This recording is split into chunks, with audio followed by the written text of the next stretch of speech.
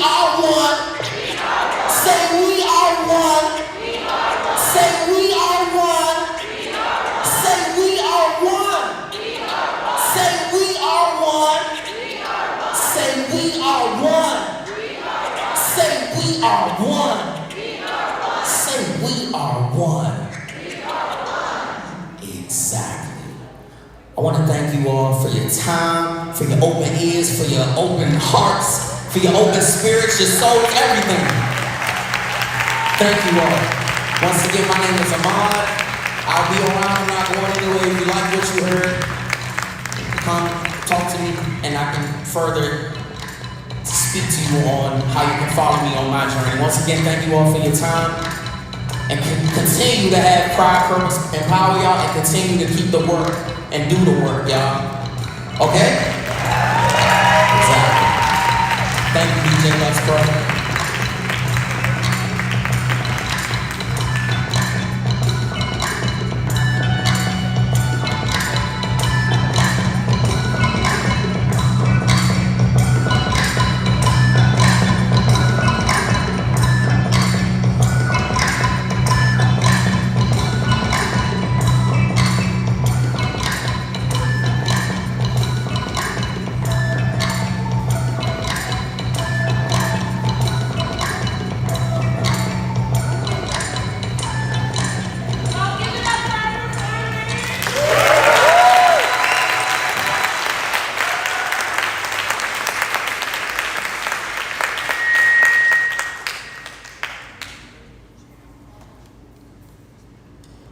Well, good evening.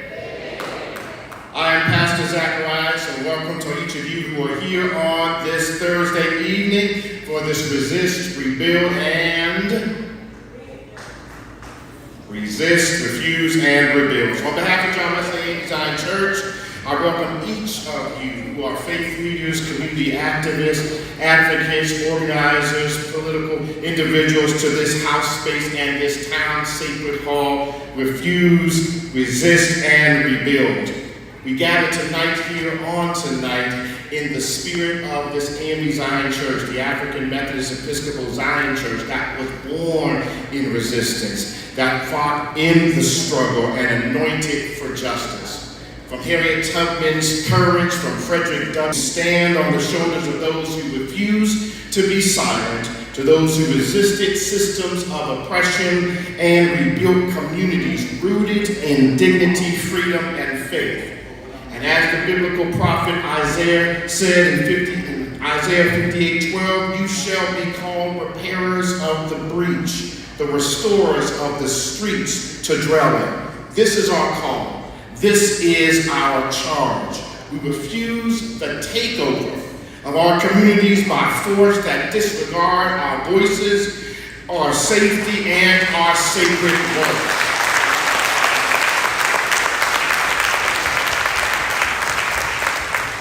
We're here to resist the injustices unfolding in Washington, D.C. and across the nation under policies that criminalize poverty, militarize neighborhoods, and silence dissent. We rebuild, not with fear, but with fierce passion and hope. We rebuild with coalitions of love and strategies of purpose and passion to bring down these injustices. So tonight's town hall is not just a moment, it is a movement. And we're grateful that you're here on tonight. So hear this cry. When injustices rises, what do? We refuse. When our communities are under siege, what do? Thank you. When our world says it cannot be changed, what do? We build. So let's stand together, refuse, resist, and rebuild. Welcome to John Wesley AME Zion Church. Welcome to this collective power of movement. God bless each and every one.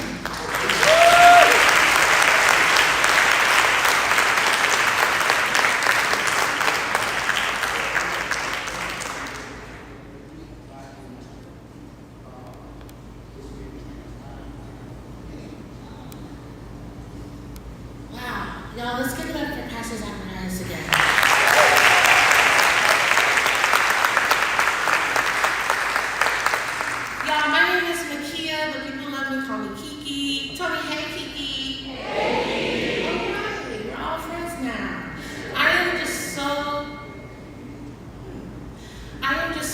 grateful that you opened the doors of your church for us, that you opened the space for us to gather. In such a time when it is hard to find spaces where we feel safe in the city and that we can come together and get into some good trouble. I am a coordinator, organizer with Defend DC, and we organize these mass meetings.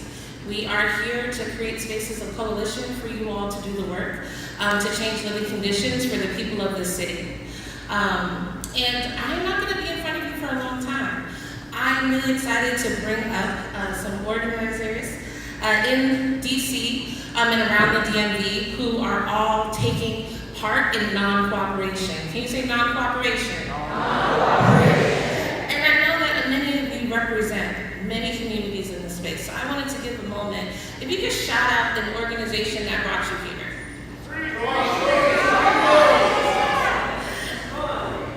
Let's keep Dream Defenders, keep going. Any other groups that brought you here?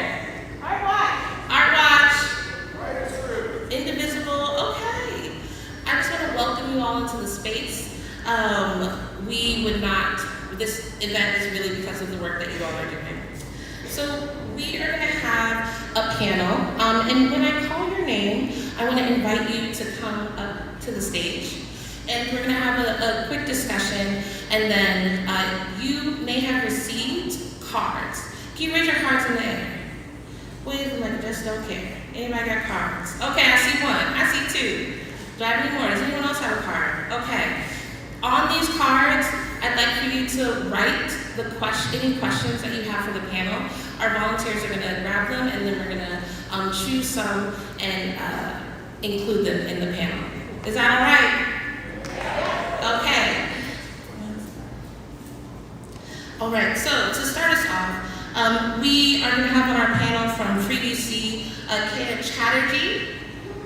Give it up for Kaya.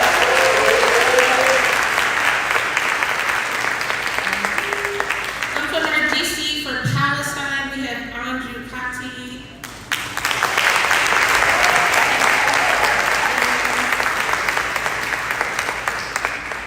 From Tesla Takedown, we have Robert Wald.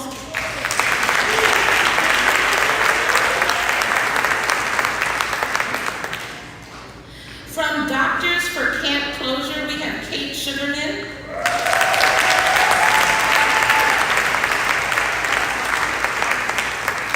From Trabajadores Unidos, Mario Casado.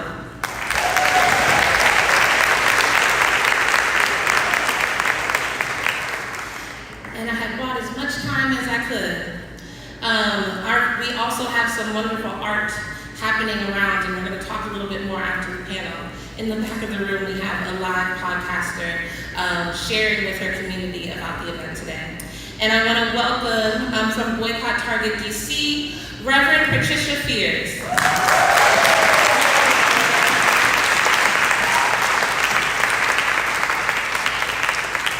And she said she will not be rushed, so she will come at her own time. Okay, Mom. Okay. All right, so we're going to get started. And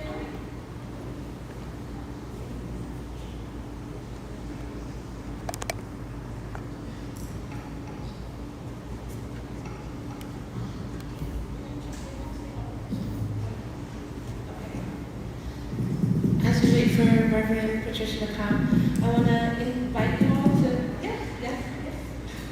I want to invite you all to introduce yourselves, and we can start at the end. Okay. Great. Hi, everyone. My name is Kaya. I use she, her pronouns. I am one of the 4 co-founders of Free DC. I know at least one other is here, Alex Dad. What can I say about myself? I'm just so happy to see everybody here and so many people that are here for liberation of the people of DC.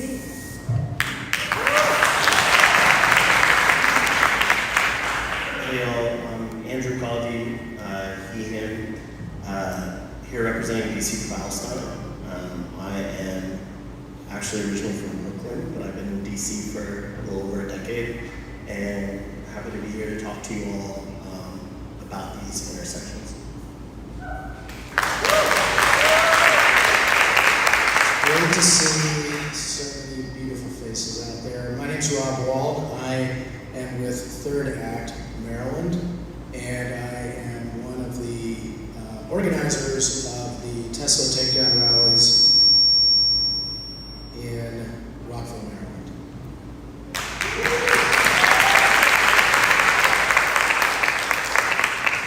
I am Kate Sugarman with Doctors for Camp Closure, and our newest project, I like to say, is taking off to get rid of Avello Airlines, which has signed an ICE contract.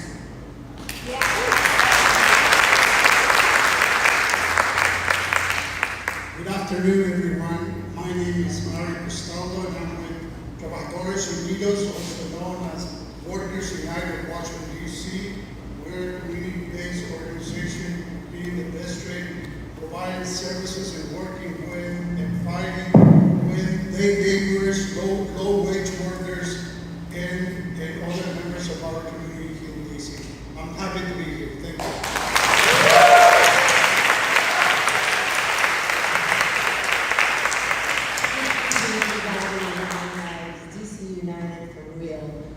My name is Reverend Patricia Peters, and I am trying to figure out which tag that I put on. The boycott started, because that's, notice? Let's do it.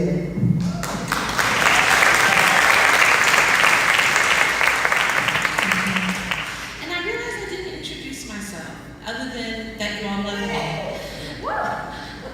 I come out of the movement for Black Lives organizing. I've been organizing in DC for about the last 10 years, and I'm just so grateful that the DC community welcomed me here. I've been organizing in all of the work to move the police budget, to decriminalize fare evasion, and as well as for DC autonomy. And I'm going to get started. So I wanted to pass this to Kate, if you will. I'm wondering if you could tell us about your organizing and what has happened as of today politically.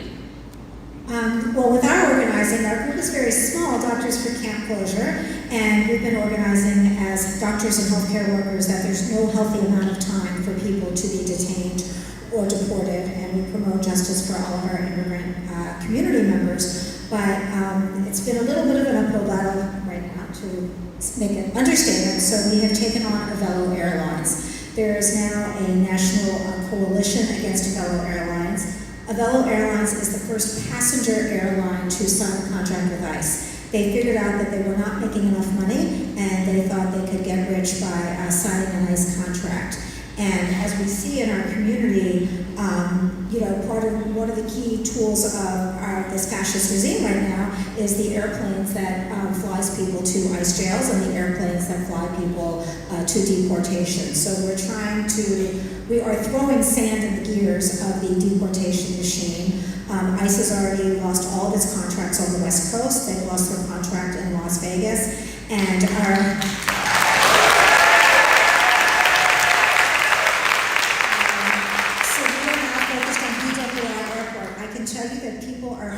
take action. We've had our third protest now, and our numbers keep growing and growing. We've got great news coverage, and we are working to bring down fascism, and I'll hand out petitions for you to sign.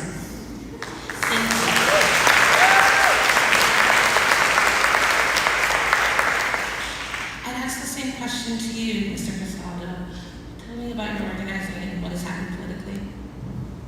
In the last 40 years, we've been organizing folks Home Depot and other places, especially the day laborers, which are mainly immigrants. Our base is about 2,000 people, and 99% of them are immigrants and day laborers. Although we have restaurant workers, cleaning workers as well. One of the things that we've been focusing on lately is... Just put a little closer to you. Thank you for the feedback. One of the things that we've been doing lately is organizing at Home Depot in the corners, but in spite of our organizing, we've been hitting very hard, as you can tell. I don't know, the executive order came to go after criminals, but all of a sudden, the immigrant community is the one that has been hit the hardest. So as of today, we have, luckily, one of the things that we organized since January 20th is how to resist, and one of them is avoid being taken or being too visible. But in spite of that, we have 30 members of our community that have been detained. Some of them have already been reported, but we're actively working with families and other members to navigate the system as we reach out for other organizations to work in solidarity in different levels, legally, financially, and other means. So that's the main focus of the women who relate.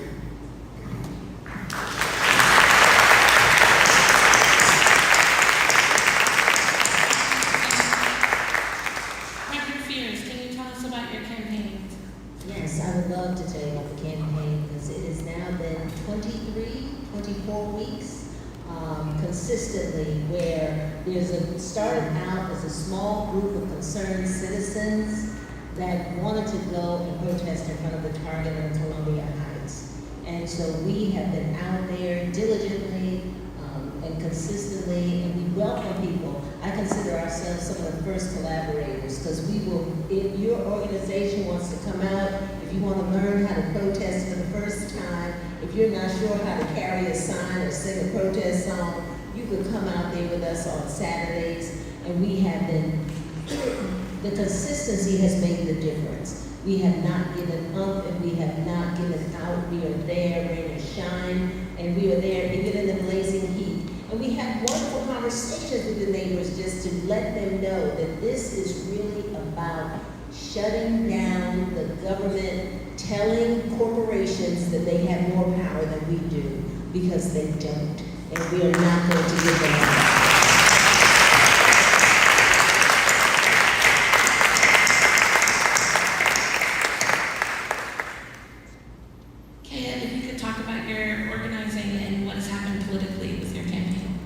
So Free DC is a 5-year campaign to protect home rule in DC. We are built on a very, very long legacy of Free DC organizing, as we were just talking about in the back. Baron Berry, Joyce Hudson, so many others really sparked the Free DC movement during the Civil Rights era and brought us what we have today, which is limited home rule. And we now see that home rule is under attack. So we have been organizing ward by ward, neighborhood by neighborhood, and anytime there's an attack on DC, we respond, and we've been doing this from the beginning of this Trump 2.0. So when Trump says, he is the head of the Kennedy Center because he hates queer expression, we immediately said, well, we're putting on a drag show at the Kennedy Center. When they moved to put, Ed Martin as the U.S. Attorney, we immediately said, no thanks, and he actually wasn't the U.S. Attorney. Now we have this disgraced Fox News host that is now the U.S. Attorney, but now she's a little bit cowed because we've responded every time. And when the occupation announcement came on August 11th, it was at 10 a.m., and we were there at 10 a.m. with our counter protest right then in that moment. So that, and they were late with theirs, let me tell you, they were late, they didn't start at 10, so we were on the live feed before that, that's just what I would say. And so we have some amazing campaigns, amazing organizing. Just today spent all day on Capitol Hill talking to Congress about how they need to stop attacking our democratically passed laws here in DC. We are here, we're gonna be out on Saturday, we're gonna be meeting at Malcolm X Park at 11 a.m. with lots and lots of partner organizations for We Are All DC, and going down to Freedom Plaza. What we want to make sure happens is that this attack on DC that we are currently in, we are 3.5 weeks into an occupation of DC. How many people here have seen these gangs of federal agents, sometimes who are masked? How many people here, really? So look around you for a second. What is that? We are in a serious occupation right now. It is violent, it is brutal. Our youth detention facilities are full. our courts are full and backlogged, and we know how to come out of this because we have taken down actually racial authoritarianism in this country before in the form of Jim Crow. And I didn't, I wasn't alive, but other people did who were here. And I think that we also know from studying other countries how we do this. And it's what the theme of today is, right? And that's what the core of Free DC is about non-cooperation. So that's what we are going to do in DC, and that's what we have been doing. We have been chasing away ICE. We have been moving people away from checkpoints. We have been documenting and making sure we get our people out when they are taken. And that is what we're going to do is we're going to use our power as jurors. We're going to use our power as consumers. And we actually have, you probably can't see this from here, but we have these decals that harken back to the original Free DC movement that say this business supports Free DC. So I'm just announcing here today, eventually we're going to put this in the window of every business to shop at, and we're going to sell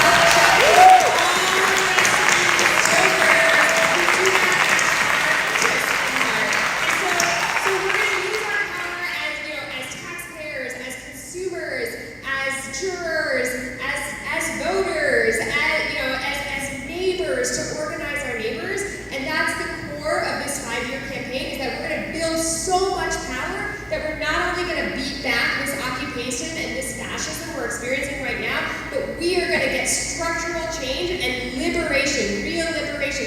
That at the end of this, we're not going to build all this power and just go back to where we started. We're going to get statehood. We're going to get equal rights for people in this city.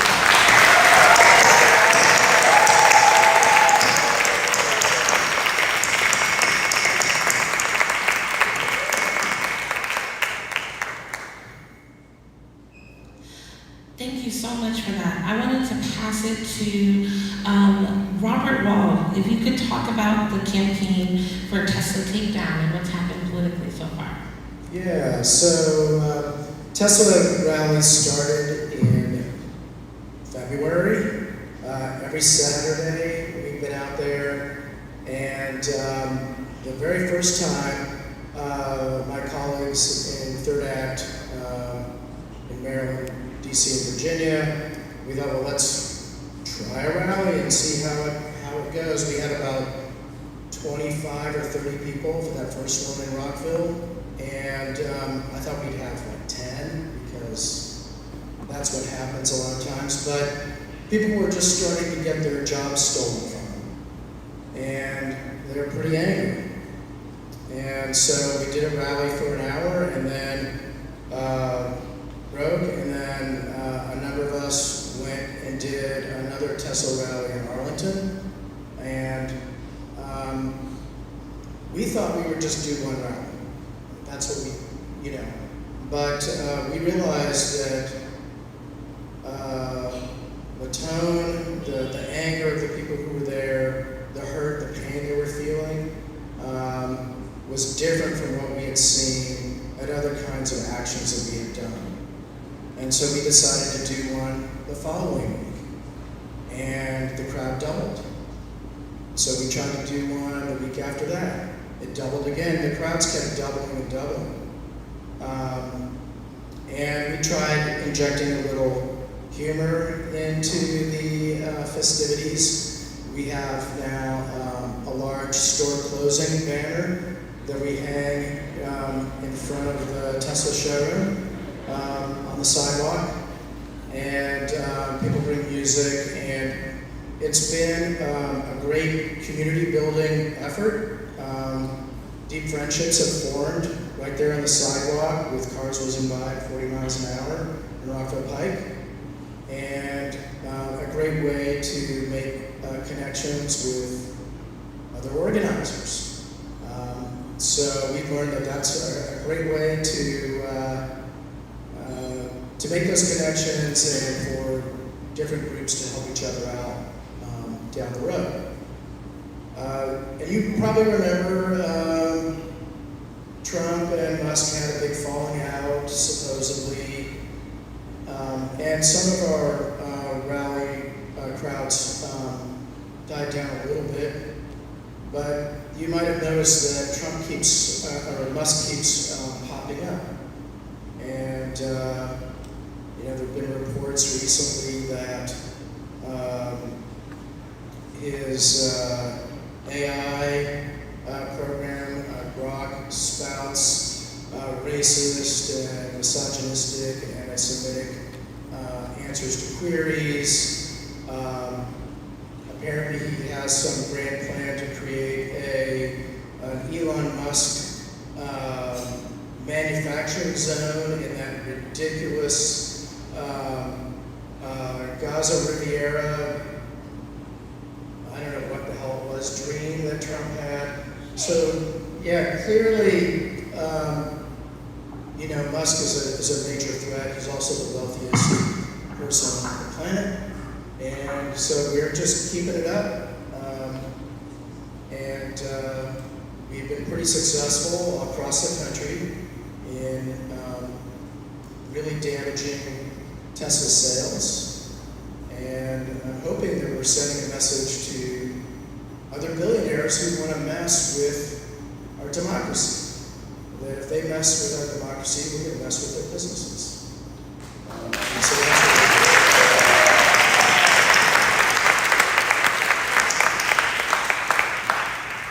Andrew, can you tell us about DC for Palestine and what tactics and what has happened with your campaign politically recently? Sure, yeah. So DC for Palestine originally started as DC for a Ceasefire Now coalition. We were a group of folks who learned that the Israeli government had, right after October 7th, 2023, shortly after it had gone and had an internal briefing with our city council, and basically were pretty angry about it, saw that the Wilson building had been lit up in the colors of the Israeli flag, which, I think for some folks they were like, well, this is to memorialize the people who were killed on October 7th, which I could accept if the people who were killed before October 7th were memorialized as well. But ultimately, we saw those colors representing an apartheid state up on the Wilson building. We saw that the briefing happened. We formed and we started to put pressure through a letter campaign, building constituent signatories, asking for our own internal briefing to talk about the experiences of Palestinians, particularly Palestinians in the district whose families were being massacred in Gaza already, right? Within a week of October 7th, I think like 500 to 1,000 people have been killed already, hundreds of them children, and then we demanded we have an internal briefing ourselves.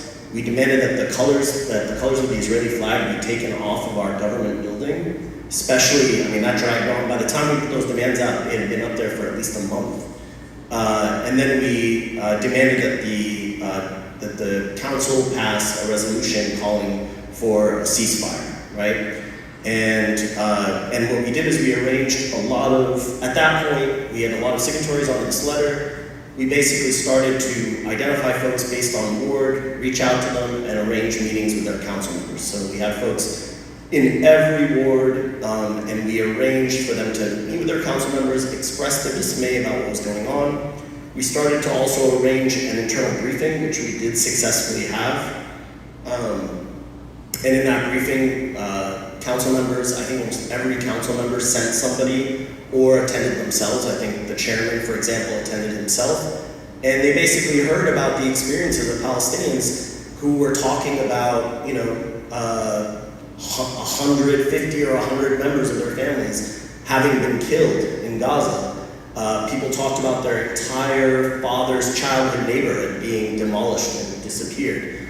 Folks talked about the framework, the international human rights framework, and how that was being violated. So we had folks from a variety of organizations and Palestinians themselves speaking for themselves, and then we also had council member meetings. And I have to say some of the responses in the council member meetings, pretty shocking. We had a few council members. I remember one council member, the council member I think for this church, actually responded by saying somebody was describing the massacre of their family, and I think her first response was, well, how are we going to get the hostages back, is what she said to the person who just described dozens of their family members being killed. So I think it was a good eye-opening moment that I actually think is applicable to the broader moment that we're living in, which is that the disconnect between politicians and their constituents, between oligarchs also, and the rest of us is becoming more and more evident. And in those moments, the way that people were talking in such a dehumanizing way was made it so evident to us. So we tried to get a ceasefire resolution passed. Like I said, we got the colors of the Israeli flag taken down. We got the internal briefing to happen. We tried to get a ceasefire resolution passed. We could not get one passed. We did meet. I saw Councilmember White in here a minute ago. We did meet with Councilmember Robert White and others. And I think there was a hesitation around it because of, and I think this is important for this framing in the space that we're in, because of folks, a progressive bloc of council members who were unwilling to move forward with a ceasefire resolution in the face of one progressive council member saying that they did not want it to move forward. And I think we have a history of sort of seeing progressive accept Palestine, and this was an eye-opening moment, again, in the same spirit. So we then moved into or transformed into DC for Palestine. We were working with a lot of partner organizations. We still had a lot of signatories. We also worked with organized labor, for example, and tried to have press conferences to put more pressure. Ultimately, we transitioned from targeting the council, recognizing that this wasn't going to go anywhere, to actually organizing the folks around DC, organizing communities that were in support of this ceasefire resolution to start to pivot. And so we launched two different things. One was a boycott flyer, like a consumer boycott flyer. So I'd be remiss if I didn't tell everyone to go to DC number 4 Palestine.org and download that flyer to see products that are complicit in Israeli apartheid and genocide. And then we also launched the Apartheid Free campaign, Apartheid Free DC, which is also on that site. Basically an opportunity for businesses to decide, and institutions to decide, that they were going to declare themselves apartheid free by boycotting any products that were complicit or connected to Israel's apartheid and genocide. So that is kind of where we are now in terms of campaigning, and I'll leave it there.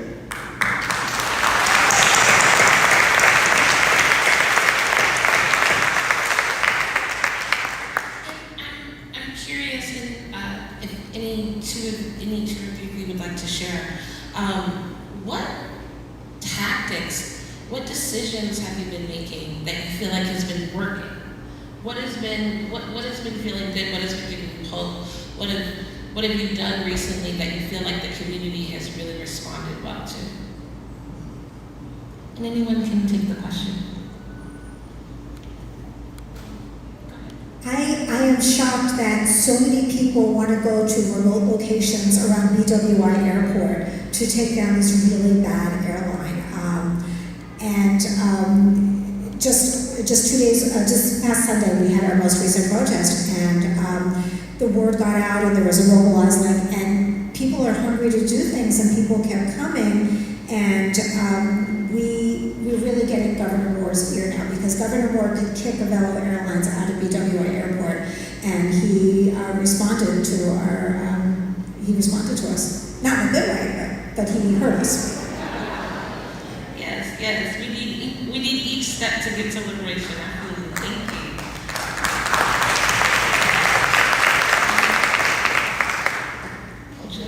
Okay.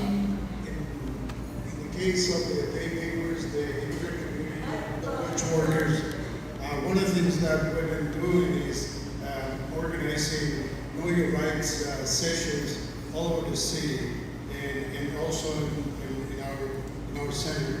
And it's amazing the response of the community in offering space and providing cars, Know Your Rights cards to everyone. So I don't know if you have heard that they were complaining at ICE level, the level of understanding of the people's rights, and it's making it difficult for the feds to go after the immigrant community. So that's one of the things that we've been doing, educating ourselves, educating our community to see if we can minimize the impact in our communities.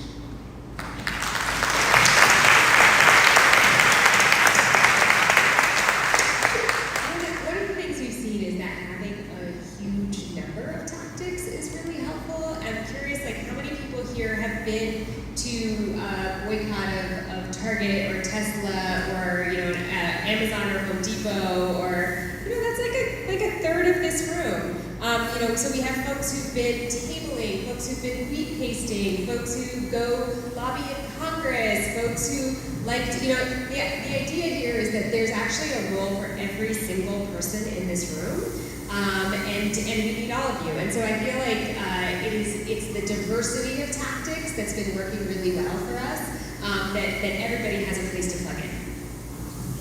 Yeah. You know, that reminds me, and I won't be on my little story for too long, but y'all know I love history as well.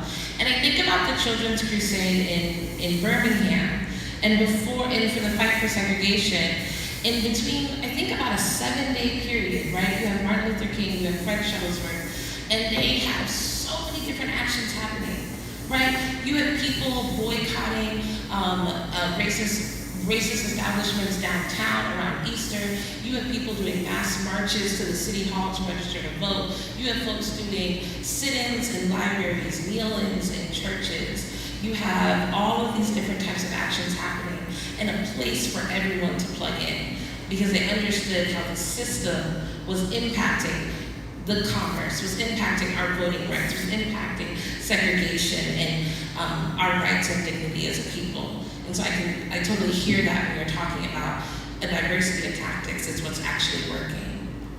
Did you want to say something, Reverend Fierce? I did, and I was trying to be so polite. I'm going to be rude in a little bit. Yes, I want to say something. Because one of the things that I think is so important as it relates to the Target boycott in particular is that nationally it was launched. And it was launched as a Target fast, and it took place within houses of worship. People understood that notion.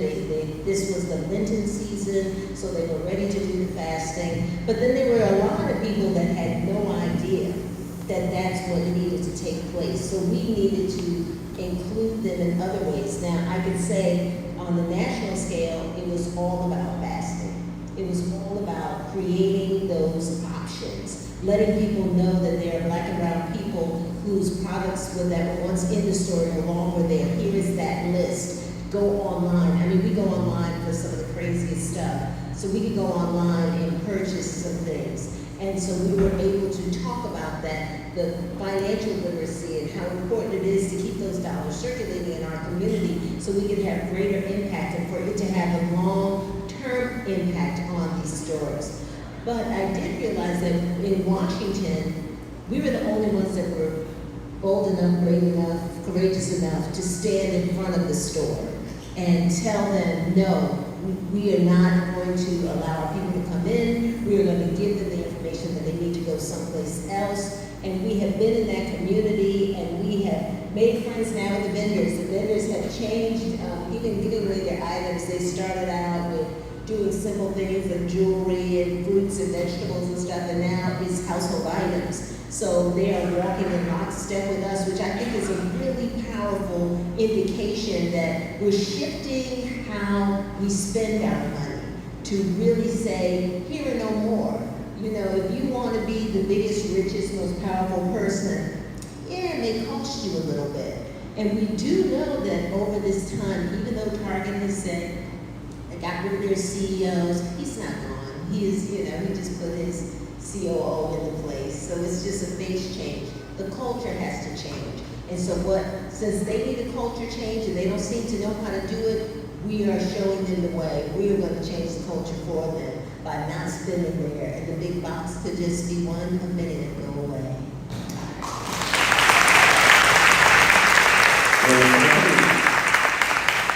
Kiki, if I can just add, well, first, folks should know the Target picket line, as it were, is every Saturday morning, 11 a.m. So if you haven't gone, you should go to Columbia Heights Target at 11 a.m. on a Saturday and join Rev. Fierce, Dante, and others who are up there.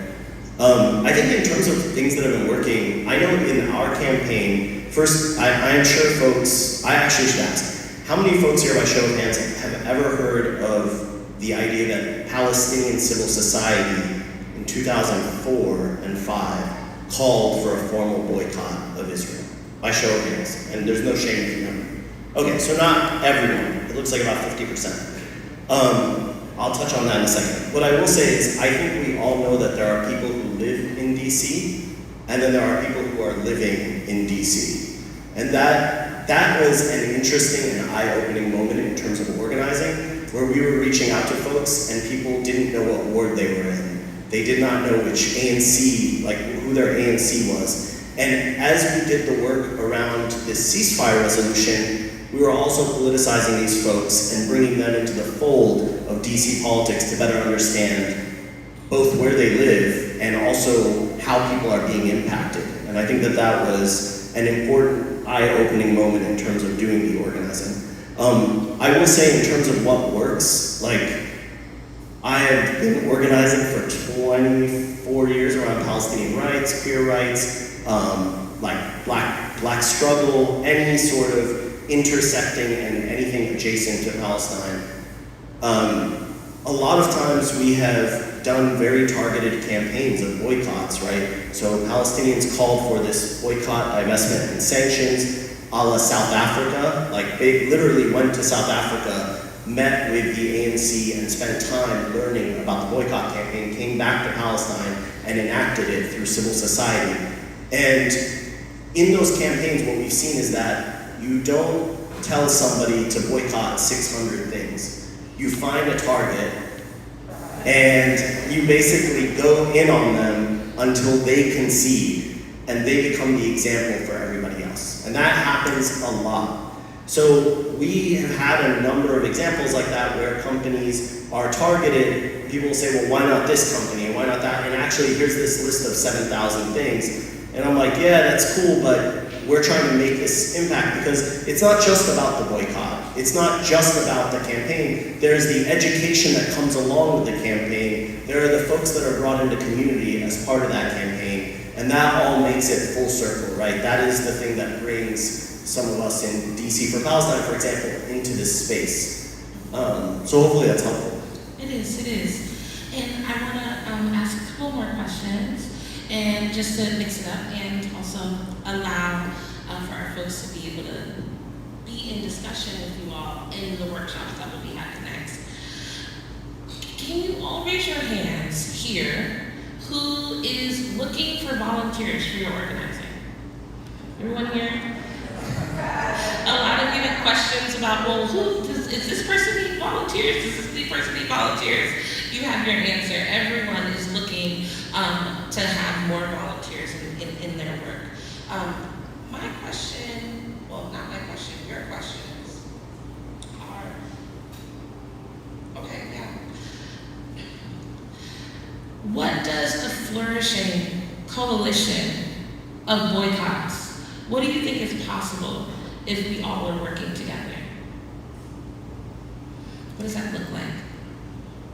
I mean, I think ultimately what it looks like is that we have a situation where the billionaires who are currently funding this regime and this, obviously this occupation of DC literally gave dollars in many cases to like military parades and things like that, become separated from Trump and the regime itself, and they are starved of the capital that they require in order to oppress us.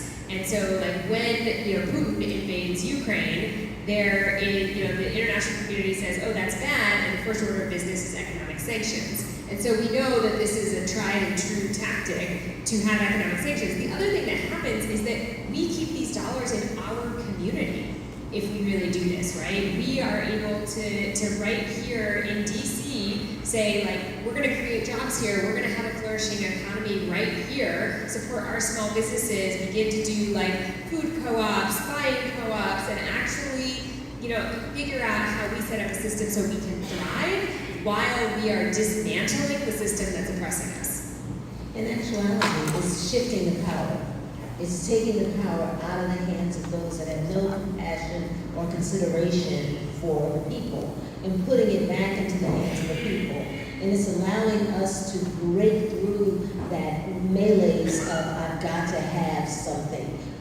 We don't have to be constantly consuming for the benefit of the machine, because the machine is constantly being fed these dollars, and we're just killing our communities. And so when we shift the power back to our community, we start seeing some amazing and creative things that pop up. And we can start working together and doing some things that are powerful that nobody has even yet to imagine. See, I'm sorry, I am a preacher, so I understand that there are things that we cannot conceive in our minds right now, but together we can do anything.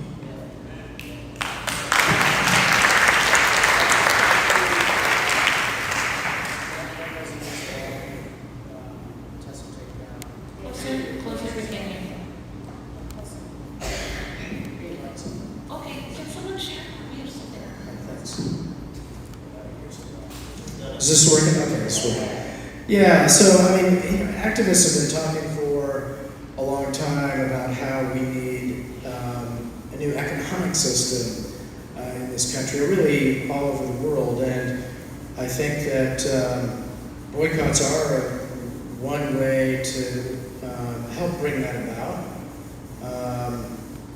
And the other thing, with these boycott efforts is, we're constantly learning new tactics and sharing information with each other about what works and what doesn't. Can you give me an example?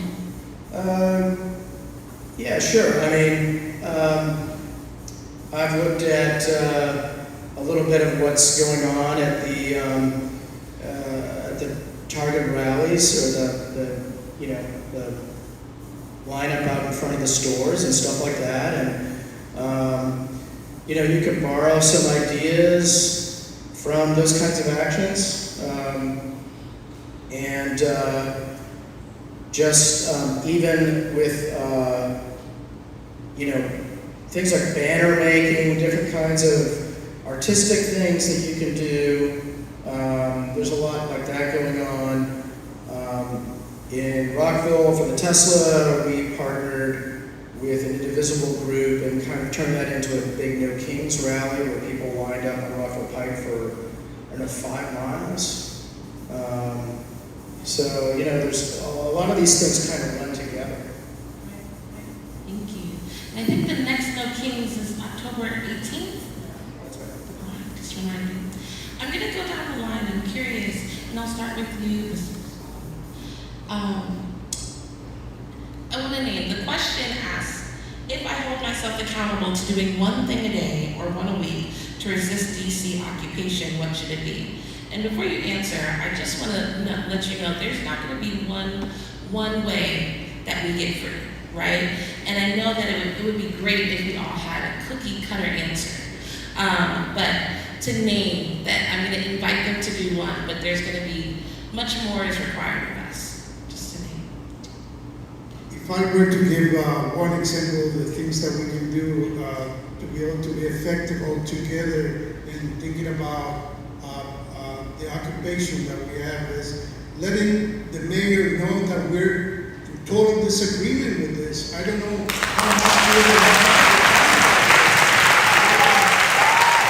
people are being under attack, and that's not right. We've been working together for such a long time and now the mayor is coming and taking this way. I don't think it's right.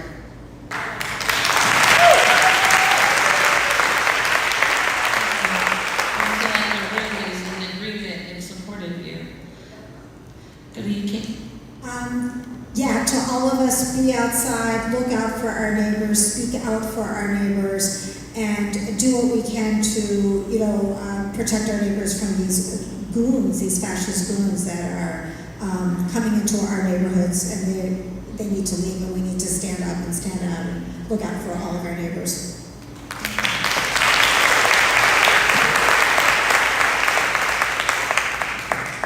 Yeah, would say that, in third act, we're 60 and up in age, and not everybody has, not every 85-year-old has the mobility to be out marching on Saturday, So there are lots of things you can do from your home. And so we focus a lot on that in third act. Might be sending an Avello petition, postcard writing and letter writing, and calling your legislator wherever you live. All those things add up to something big. And I would agree, it's not one thing. It's not one tactic.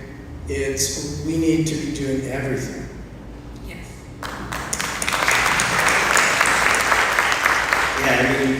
I will say first, to draw a parallel to another occupied territory, in the first Intifada, people created these alternative spaces. They created alternatives to the crackdown that was happening on education. They created alternatives to the commerce that was being cracked down on. They created systems that were people-sustained and self-sustained. And I think that is a model for what we think about, and I also want to acknowledge that has happened historically in DC, right?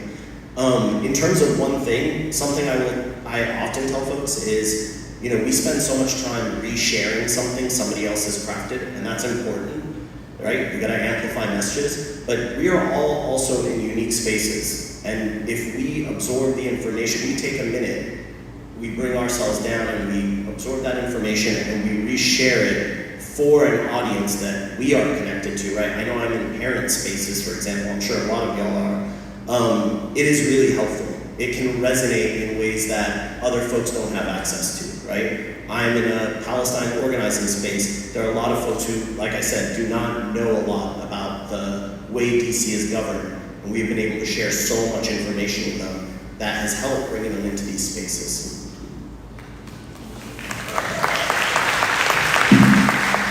How many people here have been to the Free DC 4-hour non-cooperation training?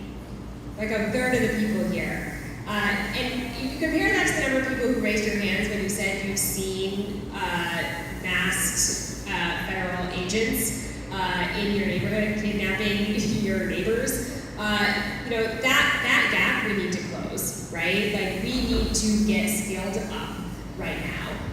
And then every day, whatever you're faced with, we need everybody to be upskilled and have the skills to face that moment. Because this is our reality, right? And we gotta protect each other and we gotta take care of each other. And so I would say what we tell people 5 things in our training, don't obey in advance, prioritize joy, take up space, show solidarity, organize. And those are really important, but those are things you learn how to do through training also. And so I would say the number one thing I would say is come through our non-cooperation training so that we all have the skills we need for this moment.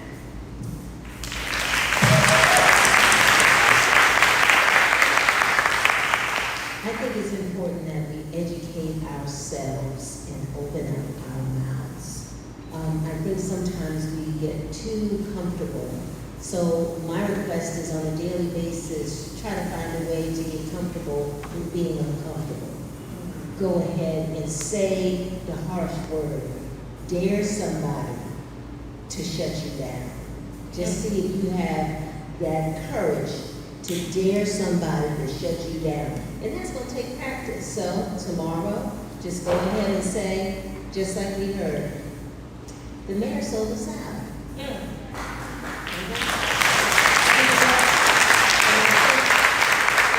Every day we need to say something that emboldens us to be the people that we want other people to think we really are. Because we've been kind of a little delusional sometimes. We're not as nice as we could always be to each other. So we have to learn to be the courageous neighbor. Because I love my neighbors, but I want some courageous neighbors when the stuff hits the fan.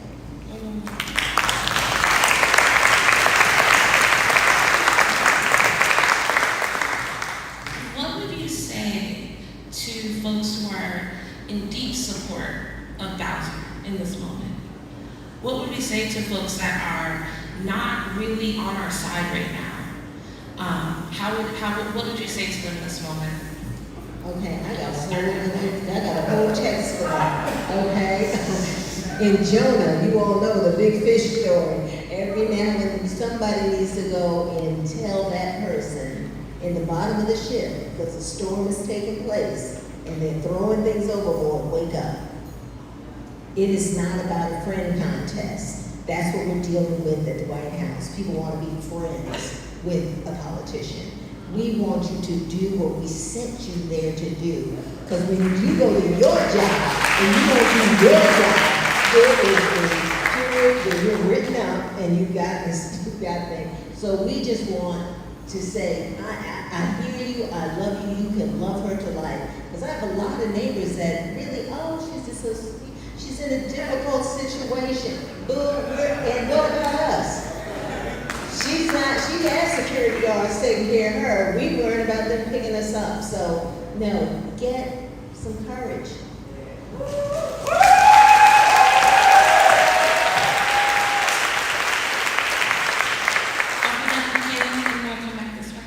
We're all supposed to answer this. Well, you don't have to if you don't want to. No, I'll answer it. I think that my inclination is to start by listening, honestly, and trying to understand what is the thing that is motivating you? Like why do you think this is good? And then identifying some shared values at that point and saying it seems like we both care about having neighbors that about making the best of a bad situation or whatever it is.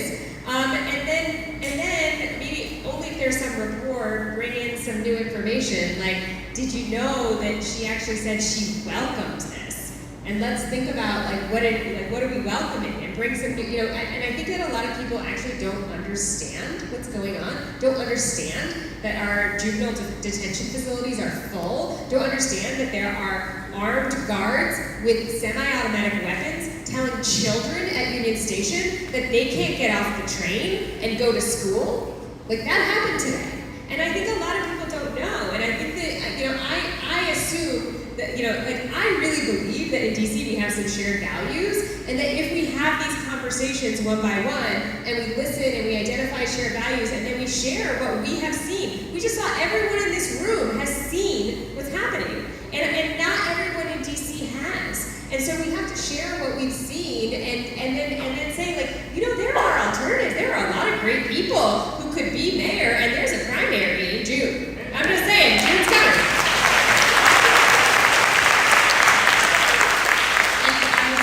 What would you say to folks that have been neutral, that haven't been, really active in the support? Me or Karen? I was looking to you. So I will say I'm going to pivot slightly because we're talking about, I will reframe for Palestinians, right? A Palestinian living in DC. We're in a moment where the conversation I'm having with folks outside of the conversation about DC is about nearly 20% of the population of Gaza likely having been killed, right? And I think that's unprecedented in contemporary history. And I am actually frequently having conversations with folks who can't even bring themselves to acknowledge that that's happened, right? So I do a lot of listening. Actually, I spend a lot of time hearing people out, and sometimes I hear things that I'm pretty shocked by. And I think that's important. It's a reminder to me about the work that has to be done. And then I find the allies or the folks who are neutral, and I say, this is where we're going to start working, because I'm not going to start working with someone who doesn't see me as a human being, right? So I believe really that is, for me, that is where the conversations happen. I am not trying to, everyone doesn't have to share my exact politics, right? I want to have a conversation with folks where I'm saying, hey, I'm thinking about Palestine. I think the conversations are often, okay, well, what is it about? Why aren't you acting? Why are you still shopping at this place? Why are you still going and doing this thing? Why do you support the idea that a system, the Israeli system, deprioritizes, reduces and relegates my people, right, in different statuses to second-class citizenship and third-class citizenship. And those are hard conversations to have, you know, but I think a lot, and I think some of those conversations, I see some of them in DC, like I'm chatting with folks sometimes and they're like, well, aren't the federal forces out here getting criminals? And I'm like, are you for real? Is this a real conversation? I mean, are you watching? And so I do the thing we were talking about, right? I do stop and say, no, that's not true. That's not what's happening. What's actually happening is, and I walk through it. And you give folks a chance to absorb that, and sometimes you gotta say, okay, now we're gonna escalate, we're gonna go to the next level, right? I'm gonna call you out for knowing that information and not really caring, and ask you, what are you doing today to make this stop, right? So there's something called a ladder of escalation, and I think that can apply to personal interactions as well. One thing I will say, sometimes people surprise you. 20 years ago, I was at a protest handing out boycott flyers, and somebody was like, you all are boycotting the Israel Philharmonic? And I was like, well, this is why. They're being sent here on behalf of the Israeli government, and I gave them a flyer to explain it, and the guy spat at me, took the flyer, ripped it up and said, you know, my people came to that land and there was no one there, and everyone who was there was lazy and wasn't doing it. I was like, and my engagement with him, I think everyone else thought I was gonna walk away, and I was like, you call my grandma lazy? And it stopped him. He stopped, turned around and was like, what? And we ended up in a conversation where I was like, I mean, that's what you're implying. You are talking about a real person here. And that conversation led to the guy actually, very bizarrely, apologizing, saying, I'm sorry, taking another flyer, saying like, I get it, and walked away, which was a really shocking. So I also don't want to discount that sometimes people surprise you. But in general, I think there's a huge gap, like Kea said, between where we are and the number of folks that agree with us or are sympathetic to us that could be doing something and aren't doing something.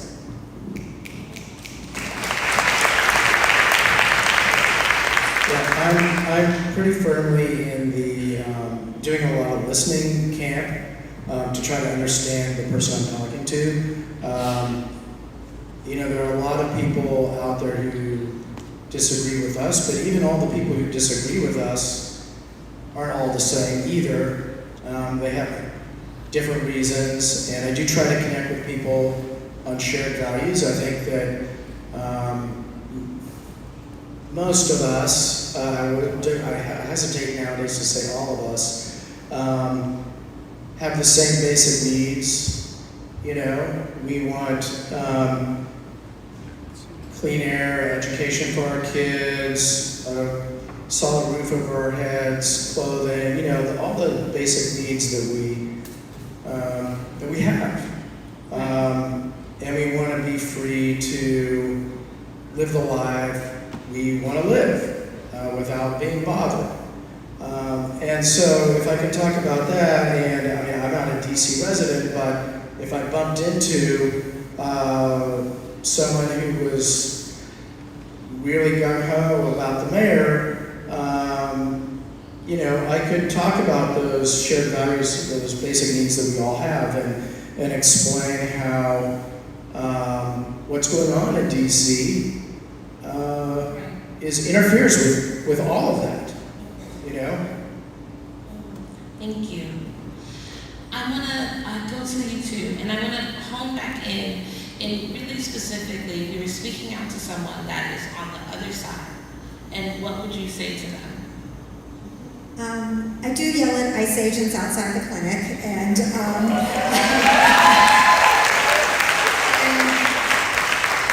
good at listening, but it's pretty simple to me, and I tell them, you know, my patients don't feel safe going to the pharmacy to get their insulin. My patients don't feel safe leaving their house to go to clinic. Just today in clinic, my coworker was telling me a family with disabled children, their father just got abducted. Nobody wins. If patients don't feel safe to leave the house to get their medicine, if a family loses a parent, we all lose. This is not about safety.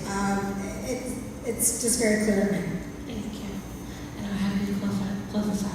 Well, in my case, you know, I don't know about you all, but it's hard for me to find someone that is disagreeing with what I'm saying in terms of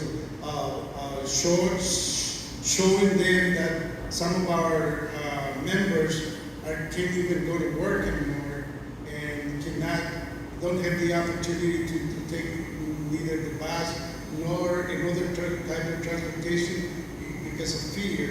And the solidarity out there is getting greater and greater. So I don't know who could be in opposition to or not in solidarity with that. Thank you.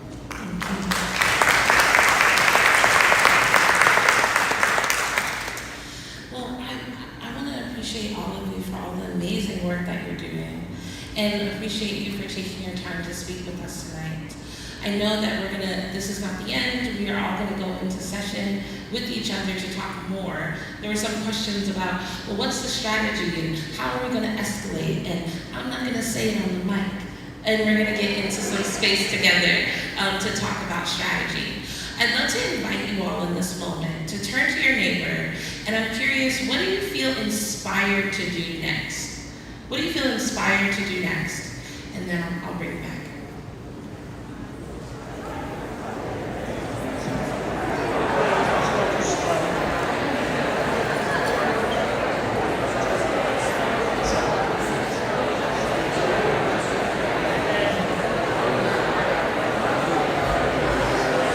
So to my folks who are watching this kind of as a quick summary, because this is not a moment that's particularly recordable, I suppose.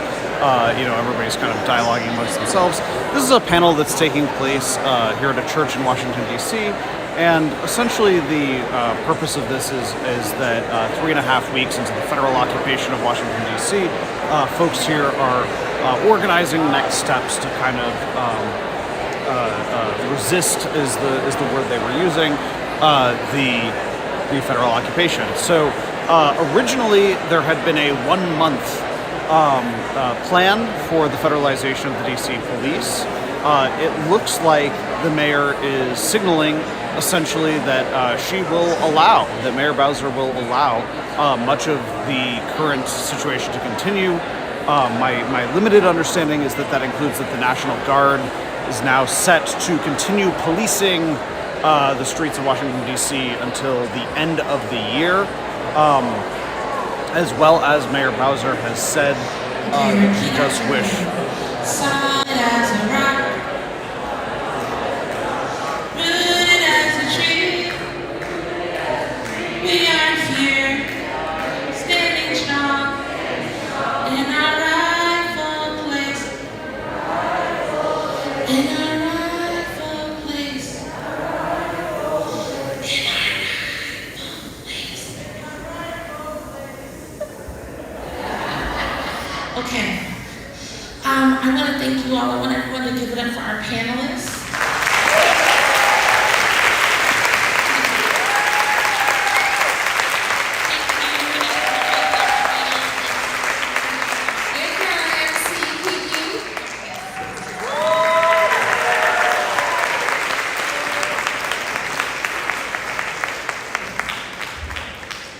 Thank you. Thank you for our panelists. Feel free. And I'm going to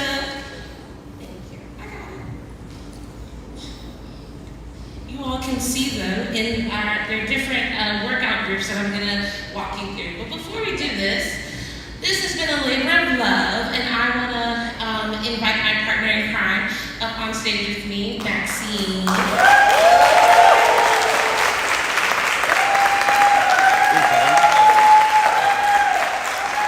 All right, so as they transition into their workshops, I'm going to cut the live here. Thank you for watching. Like, share, subscribe.